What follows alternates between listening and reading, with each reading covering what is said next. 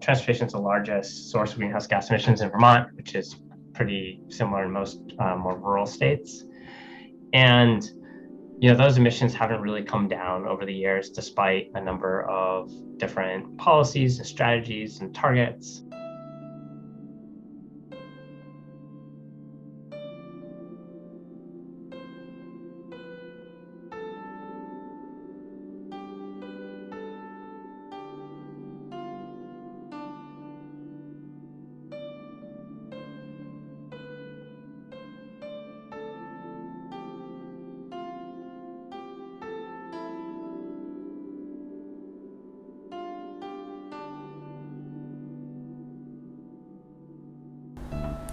I really enjoy the car that we have.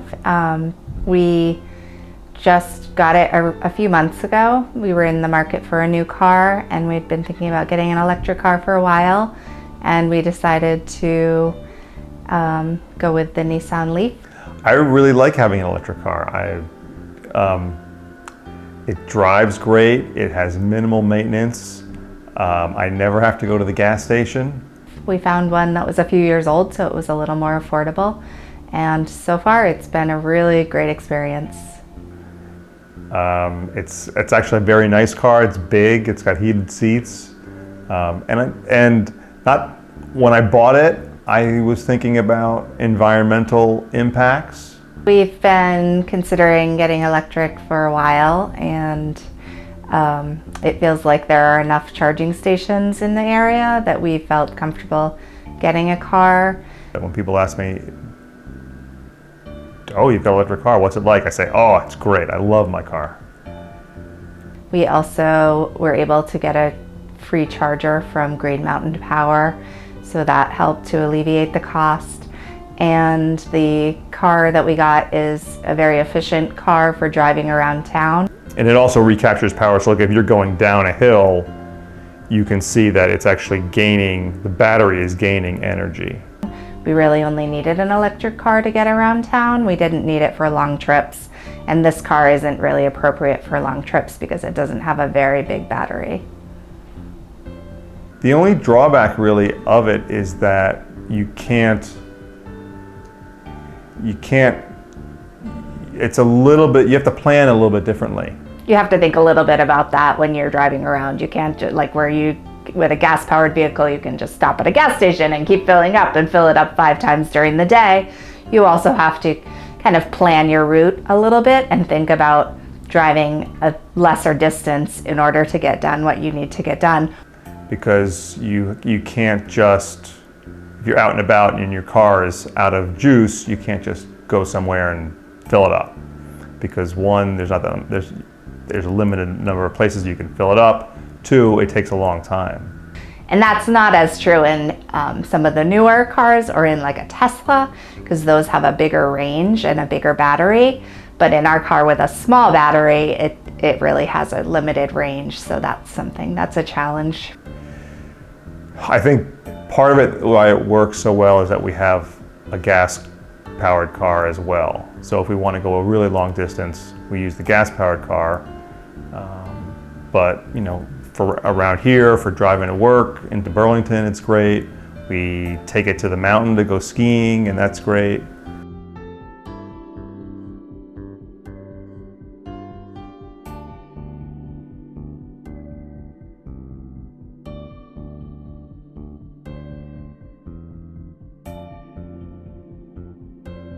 My name is Mary Catherine Graziano. I'm from Locomotion, and I am the Safety and Education Senior Manager at Locomotion. Vermont has a lot of months that are winter. So if we were to do anything to encourage kids to walk and bike, we really needed programming around the winter time. And for a lot of kids, being able to walk to school in the winter is actually feasible. Some parts of Vermont are so rural and the roads are so bad that they can't walk in the winter, but there are quite a few kids who live close enough to school and the infrastructure is decent so that they can walk to school safely even in the wintertime. Walking and biking helps make community stronger, because when you're in a car, you're kind of in a bubble, right? I call the way we sort of have structured things like a series of bubbles. So we move from our house bubble to our car bubble. We get out of our car and we go into our school bubble or our work bubble. Then we go into a store bubble, back into our car bubble, and back home. And that bubble doesn't get popped by other people, right? So we're pretty isolated from our communities. So I live in a really rural part of Vermont. I live in Isle of Lamont. We don't have a grocery store. We have a very nice little smokehouse that has some food that we can use, but mostly in order to get our food, our big grocery shopping trips, we have to make it down to one of the big cities, which is either Plattsburgh or Burlington. So we are stuck in a have to drive system. That doesn't mean that we have to have it that way. It's the way we've designed things, the way we've structured, our plan for the way we organized our resources, our food, our water, and jobs are all sort of require us to drive, but it doesn't actually have to be that way. So Vermont actually invests, I want to say, several $1 billion a year. Each individual Vermonter all pulls together to send all of their money out of the state and even out of the country to pay for gas. Imagine if all of that money instead stayed within the state and it was invested in a really nice public transit system, one that reached my little town in Isle of Lamont. We have a transit system in Vermont that is working really hard to try to achieve those goals, but it's deeply under-resourced. So, long distance travel is a necessity at some point, but it doesn't have to be in a motor vehicle. It could be, in buses or trains or things like that. So there's a lot of different ways you can sort of define clean transportation. The most clean, though, is walking, right? It's just you and your body. But then you step up a little bit with bikes, and then you have to buy equipment for that, and that needs to be manufactured, and that does have a footprint. And then if you move to like a regular car, that produces, greenhouse gases, it contributes to smog. The production of a motor vehicle has a very large footprint. The gasoline that fuels it has an extremely large footprint, both social and economic and environmental. So, moving your body is really important for your mental health. You get those endorphins, keeps your body working well. And when your body works well, your brain works well. Kids who walk and bike to school do better at school than kids who are driven. It also really develops those connections, right? So when you're in a car being driven by your parents, you have some conversation with them, but it's not very interactive, right? But when you walk to school or bike to school with your family, that slower trip means more like really quality time with your family, right?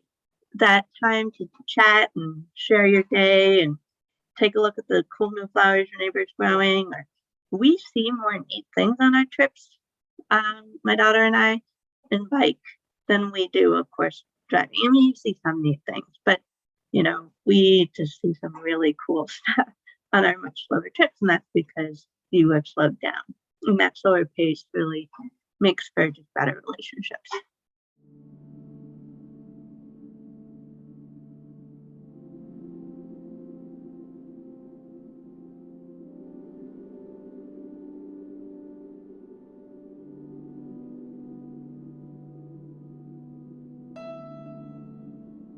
I have two jobs here at the University of Vermont. One is I'm the director of the Transportation Research Center, UVM.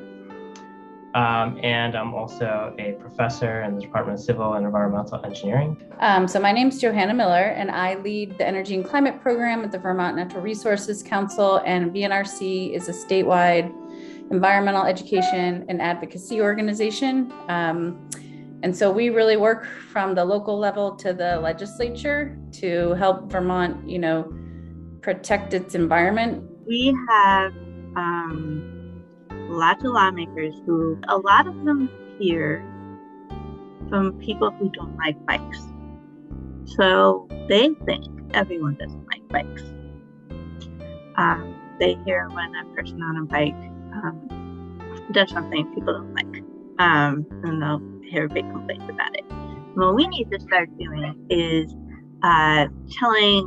being the person calling to say, I like bikes.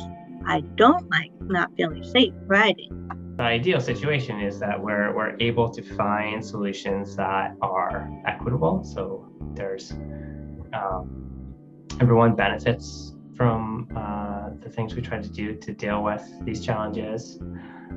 Otherwise, it won't have a lot of support, and that'll be a challenge. We want to address the economy, the environment, public health. We have to reduce by law our collective greenhouse gas emissions 26% below 2005 levels by 2025. And then we have to do more by 2030, and we have to do even more by 2050. So as a state, when we talk about reducing greenhouse gas emissions and climate pollution in our transportation sector, we're talking about Vermont beginning to do its part when it comes to combating the climate crisis.